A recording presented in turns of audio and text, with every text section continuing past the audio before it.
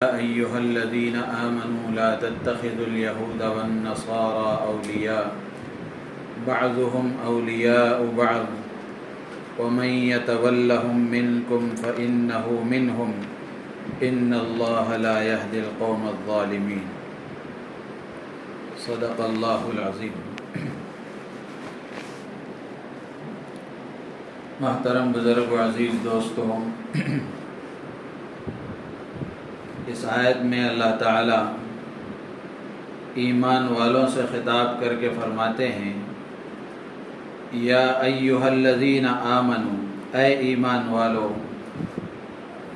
لا تتخذوا الیہود والنصارى اولیاء، تم یہود اور نصارہ کو اپنا جگری اور گہرا دوست نہ بناؤ۔ بعضهم اولیاء بعض، وہ آپس میں ایک دوسرے کے دوست ہیں۔ وَمَن يَتَوَلَّهُم مِّنكُمْ فَإِنَّهُ مِنْهُمْ، تم میں سے جو ان سے دوستی کرے گا وہ انہی میں سے سمجھا جائے گا، وہ انہی میں سے شمار ہوگا۔ إِنَّ اللَّهَ لَا يَهْدِي الْقَوْمَ الظَّالِمِينَ، بے شک اللہ تعالی ظالم لوگوں کو ہدایت نہیں دیتے۔ اس آیت میں اللہ تعالیٰ نے ایمان والوں کو اس بات کا حکم دیا ہے کہ وہ یہود و نصارہ کے ساتھ بلکہ تمام غیر مسلموں کے ساتھ گہری دوستی نہ کریں، ان کے ساتھ ہمدردی کرنا، بیمار پرسی کرنا، ان کی رواداری اور ان کے ساتھ شفقت کا معاملہ کرنا، ضرورت مند ہے اس کی ضرورت کو پورا کرنا، اس سے منع نہیں کیا جا رہا ہے، بلکہ اسلام اس کی تعلیم دیتا ہے کہ کوئی بھی انسان پریشان ہو تو اس کی پریشانی کو دور کی جائے گی، اور کوئی بیمار ہو اس کی بیمار پرسی کی جائے گی۔ تو غیر مسلموں کے ساتھ ہمدردی اور رواداری یہ منع نہیں ہے، بلکہ گہری دوستی، قلبی لگاؤ اور قلبی تعلق، اس سے منع کیا جا رہا ہے۔ اللہ تعالیٰ فرماتے ہیں کہ یہ یہود و نصارہ یہ آپس میں ایک ہیں۔ آج ہم اپنی آنکھوں سے دنیا میں دیکھ رہے ہیں کہ یہود و نصارہ ساری دنیا میں باوجود یہ کہ ان کے مذہب کے معاملے میں شدید اختلافات ہیں، سیاسی اعتبار سے شدید اختلافات ہیں، لیکن مسلمانوں کے خلاف سب متحد ہیں، مسلمانوں کے خلاف سب متحد ہیں۔ اسی کو اللہ تعالیٰ فرماتے ہیں بعضهم اولیاء بعض، کہ وہ آپس میں ایک دوسرے کے دوست ہیں۔ تو اللہ تعالیٰ نے حکم دیا اس بات کا کہ تم ان کو گہرا دوست مت بناؤ، ان سے گہرے تعلقات قائم نہ کرو۔ وہ اس لیے اللہ تعالیٰ نے فرمایا کہ گہرے تعلقات اگر آدمی قائم کرے گا تو پھر ان کے اثرات مسلمانوں میں آنا شروع ہو جائیں گے، ارتداد کا خطرہ بڑھ جائے گا، دین سے بیزاری اور دین سے دوری، بلکہ دین آدمی کا ختم ہو جائے گا، دین خطرے میں پڑ جائے گا۔ اس آیت کا جو شان نزول ہے، مفسرین نے لکھا ہے کہ سرکار دو عالم صلی اللہ علیہ وسلم جب مدینہ منورہ تشریف لائے تو آپ نے مدینہ کے اطراف و اکناف کے یہود و نصارہ کے ساتھ اس بات پر معاہدہ فرمایا کہ وہ خود مسلمانوں سے جنگ نہیں کریں گے، یا پھر مسلمانوں کے خلاف کسی قوم کا ساتھ نہیں دیں گے، تعاون نہیں کریں گے۔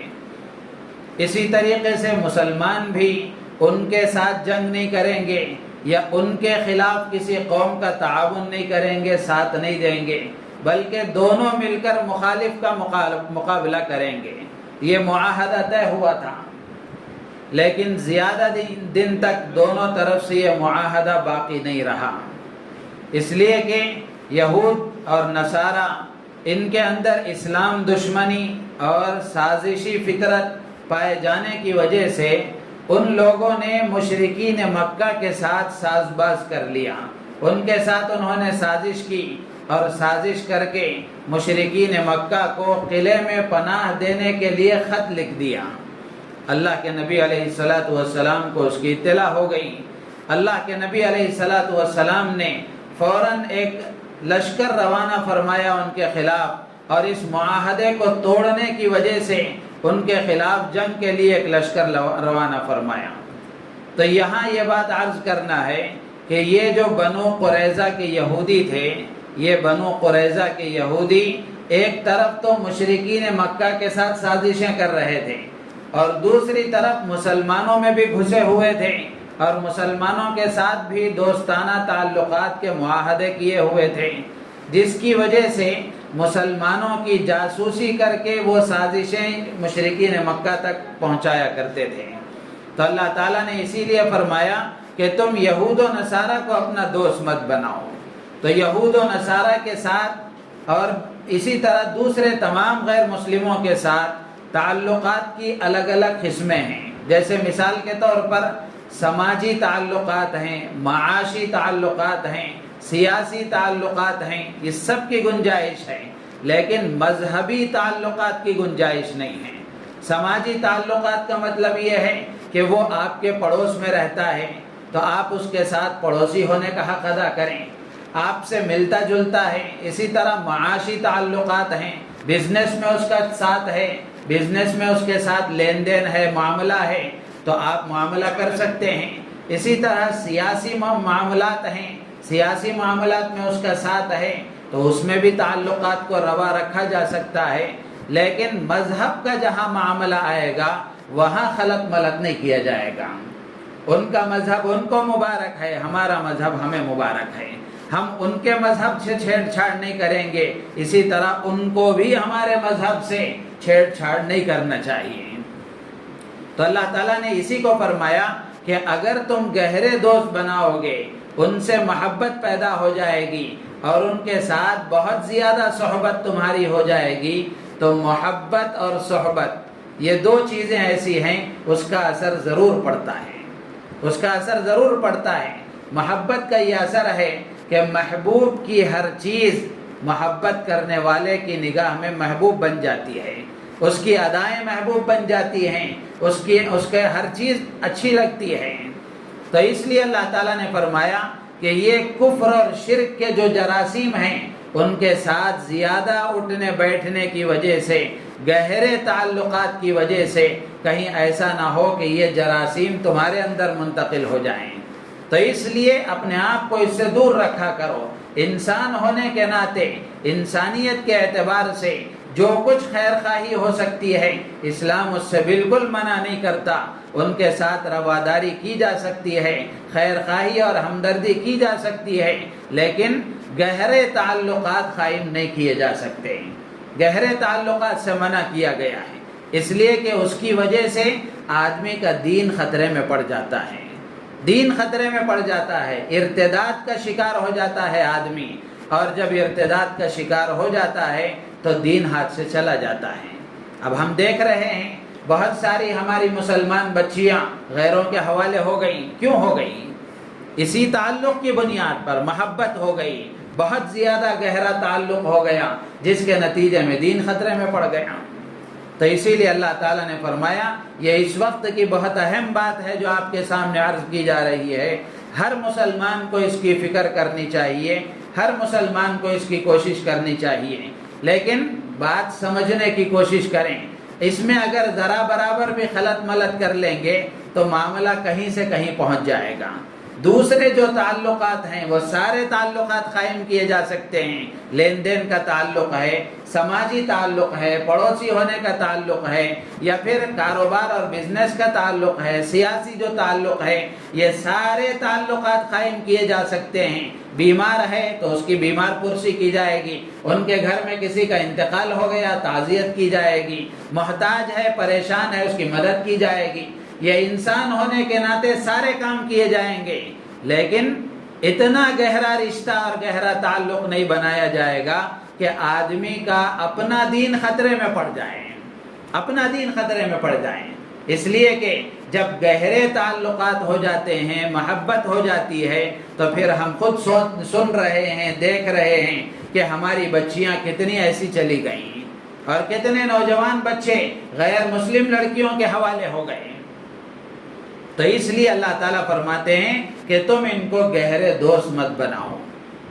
اور یہاں ایک بات یہ بھی سمجھنا چاہیے کہ آدمی کو اپنا دوست بنانے میں بہت احتیاط سے کام لینا چاہیے. آدمی کو کس کی صحبت اختیار کرنا چاہیے یہ آدمی کو بہت سوچ سمجھ کر سلیکٹ کرنا چاہیے کہ میں کس کے ساتھ اٹھ بیٹھ رہا ہوں, میرا کس کے ساتھ تعلق ہے, میرا وقت کس کے ساتھ گزر رہا ہے. اس لیے کہ اچھے کی صحبت آدمی کو اچھا بناتی ہے, برے کی صحبت برا بناتی ہے. شیخ سعدی رحمۃ اللہ علیہ کی ایک کتاب ہے زبان فارسی میں, بہت نصیحتیں اس میں ہیں, بہت بڑے حکیم گزرے ہیں, اللہ نے بہت حکمت کی باتیں ان سے کہلوائی. وہ فرمایا کرتے تھے صحبت صالح ترا صالح کند, صحبت طالح ترا طالح کند. اچھے کی صحبت اچھا بناتی ہے, برے کی صحبت برا بناتی ہے. تو اس آیت سے ایک پیغام یہ بھی ملتا ہے نوجوانوں کو بطور خاص اور ہر عمر کے آدمی کو, بالخصوص والدین کو اس بات کی فکر کرنی چاہیے کہ اپنے بچوں کو پڑوس اور اپنے بچوں کو ان کا ساتھی اور ان کا دوست صحیح دیکھنا چاہیے. اور خود اپنے نوجوان کو چاہیے کہ وہ نوجوان اپنا دوست صحیح انتخاب کریں. اللہ کے نبی علیہ الصلوۃ والسلام نے خود حدیث میں فرمایا فَلْيَنْظُرْ أَحَدُكُمْ مَنْ يُخَالِلْ, آدمی کو دیکھ لینا چاہیے کہ وہ کس کو دوست بنا رہا ہے, کس کے ساتھ اس کا تعلق قائم ہو رہا ہے, کس کے ساتھ اس کی اٹھک بیٹھک ہو رہی ہے, مجلسیں ہو رہی ہیں. آدمی کو دیکھنا چاہیے.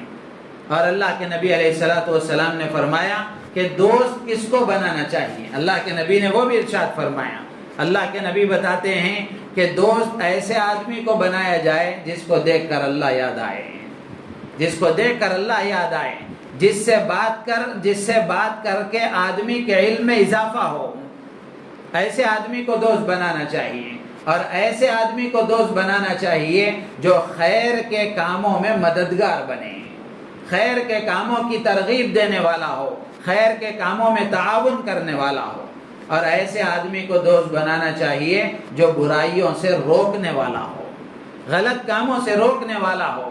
دوست ایسا ہونا چاہیے کہ ایک دوست اگر گناہ میں مبتلا ہو رہا ہے تو اس کو پیار محبت سے سمجھائے اور اس غلط کام سے اس کو روکے. اب ہر آدمی اپنا فرینڈ سرکل دیکھ سکتا ہے کہ ہمارا دوستانہ کیسا ہے, ہمارے ساتھ ہم کس کے ساتھ زندگی گزار رہے ہیں. یہ بہت غور و فکر کی بات ہے. ایک فارسی کا ہی شاعر ہے, کہتا ہے یار بد بدتر بود از مار بد, بحق ذات پاک اللہ سمجھ. کتنی نصیحت کی بات ہے. وہ کہتے ہیں کہ برا دوست زہریلے سانپ سے بھی زیادہ برا ہے, برا دوست زہریلے سانپ سے بھی زیادہ برا ہے. بحق ذات پاک اللہ سمجھ. اللہ کی قسم کھا کر وہ شاعر کہتا ہے کہ اللہ کا واسطہ دے کر میں یہ بات کہہ رہا ہوں اور اللہ کے حوالے سے یہ بات کہہ رہا ہوں کہ برا دوست زہریلے سانپ سے بھی زیادہ برا ہوتا ہے. اس لیے کہ زہریلا سانپ اگر ڈس لے تو آدمی کی جان جاتی ہے, اگر برا دوست ڈس لے تو ایمان چلا جاتا ہے, ایمان چلا جاتا ہے. تو اس لیے صحبت اچھی ہونی چاہیے, صحبت اچھی ہونی چاہیے. ماں باپ کو اس کی بڑی فکر کرنا چاہیے اپنے بچوں کے سلسلے میں, بچیوں کے سلسلے میں. بطور خاص اب آج بچوں کے پاس موبائل آ جانے کی وجہ سے یہ واٹس ایپ میں, فیس بک میں, انسٹاگرام میں انہیں کس کے ساتھ یہ چیٹنگ کر رہے ہیں, کس کے ساتھ یہ بات چیت کر رہے ہیں, ان کی تنہائیاں کن کے ساتھ گزر رہی ہیں, ان کے مجمع کیسے ہیں. ماں باپ کو کڑی نگرانی کرنی چاہیے, ورنہ سوائے بدنامی کے کچھ حاصل نہیں ہوتا, سوائے بدنامی کے کچھ حاصل نہیں ہوتا. صرف یہ نہیں دیکھ لینا چاہیے, بہت زیادہ اچھے گمان میں نہیں رہنا چاہیے ہمارا بچہ بہت نیک ہے, ہمارا بچہ بہت نیک ہے, یہ کام میرا بچہ ہرگز نہیں کر سکتا, لیکن اب وہ کر رہا ہے, آپ کو معلوم نہیں ہے. یہ آپ کی غلط فہمی ہے, یہ آپ کی کوتاہی ہے اور کم نگرانی کی بات ہے کہ اب وہ سب کچھ کر رہا ہے. تو اس لیے نگرانی بہت ضروری ہے. صحبت کا خیال رکھنا چاہیے, اچھی صحبتیں اختیار کرنی چاہیے اور اچھے دوستوں کا انتخاب کرنا چاہیے. تو ایک پیغام تو اس سے یہ ہے, اللہ تعالیٰ نے جو ان سے گہرے تعلقات قائم کرنے سے منع فرمایا وہ اس لیے کہ اس کے راستے سے ارتداد آتا ہے, دین سے دوری پیدا ہوتی ہے، دین بیزاری آتی ہے، اور ایک دن وہ آتا ہے کہ آدمی کا دین ہی ختم ہو جاتا ہے۔ تو اس لیے ارتداد کے آنے کی وجہ سے اللہ تعالیٰ نے اس سے منع فرمایا، اور آگے کی آیتوں میں اللہ تعالیٰ نے ارتداد کی بات بیان فرمائی۔ دوسرا مضمون جو بیان فرمایا وہ یہ کہ اگر تم دین سے مرتد ہو گئے، نعوذ باللہ من ذالک، اللہ ہم سب کی حفاظت فرمائے، تو تمہارے دین سے مرتد ہو جانے کی وجہ سے اسلام کا کچھ بگڑنے والا نہیں ہے۔ اللہ آگے کی آیت میں فرماتے ہیں یا ایھا الذین آمنوا من یرتد منکم عن دینہ، اللہ تعالیٰ ایمان والوں سے خطاب کر کے فرماتے ہیں تم میں سے اگر کوئی دین سے پھر جائے، اللہ فرماتے ہیں فسوف یأتی اللہ بقوم، اللہ ایسے لوگوں کو پیدا کریں گے جو اللہ سے محبت کریں گے، اللہ ان سے محبت کرے گا۔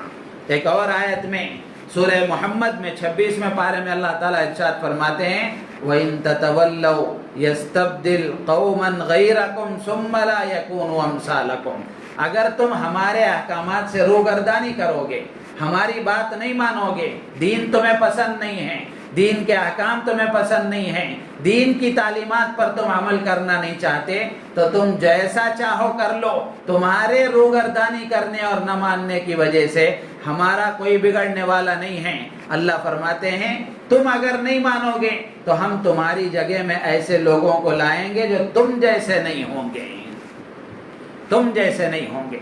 تو اس لیے میرے عزیز و دوست و بزرگوں، آج کی اس آیت سے اور آج کے درس سے یہی پیغام دینے کی کوشش کی جا رہی ہے کہ ہمیں اپنے فرینڈ سرکل کو صحیح بنانا چاہیے، اپنی تنہائیوں کو صحیح بنانا چاہیے، ٹویٹر پر ہو یا پھر واٹس ایپ پر ہو، فیس بک پر ہو، انسٹاگرام پر ہو، کسی پر بھی ہو، اپنا دوست صحیح بنانا چاہیے، ایسی صحبت اختیار کرنی چاہیے اور ایسے لوگوں کے ساتھ اٹھنا بیٹھنا چاہیے جن کے ساتھ بیٹھنے کی وجہ سے ہمارے دین میں اضافہ ہو، ہمارے اللہ سے تعلق میں اضافہ ہو، ہمارے علم میں اضافہ ہو، کم سے کم ہم برائیوں سے بچ جائیں، برائیوں سے بچ جائیں۔ آج اس کی بہت سخت ضرورت ہے۔ ایک بہت بڑا چیلنج ہے ماں باپ کے لیے اور ایک بہت بڑا چیلنج ہے نوجوانوں کے لیے کہ آج کون نوجوان ایسا ہے جو اپنی جوانی کی حفاظت کر کے اللہ کے تعلق کے ساتھ زندگی گزارتا ہے۔ یہ نوجوانوں کے لیے بڑا چیلنج ہے اور ماں باپ کے لیے بڑا چیلنج ہے کہ کون ماں باپ اپنی اولاد کو ایسے ماحول میں بھی اچھی تربیت کر کے ان کو نیک بنا لیتے ہیں۔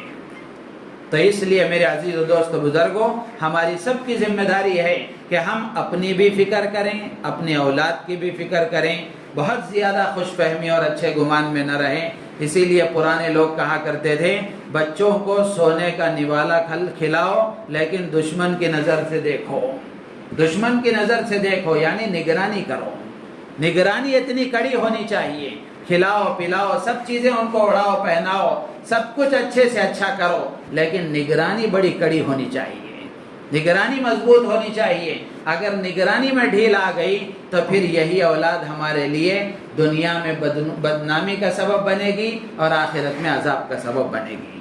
اللہ تعالیٰ سے دعا ہے اللہ تعالیٰ ہم سب کو ان باتوں پر عمل کی توفیق عطا فرمائے اور آج کے پیغام کو سمجھ کر اللہ تعالیٰ ہم سب کو اپنی اور اپنے اولاد کی اور اپنے گھر والوں کی فکر کرنے کی توفیق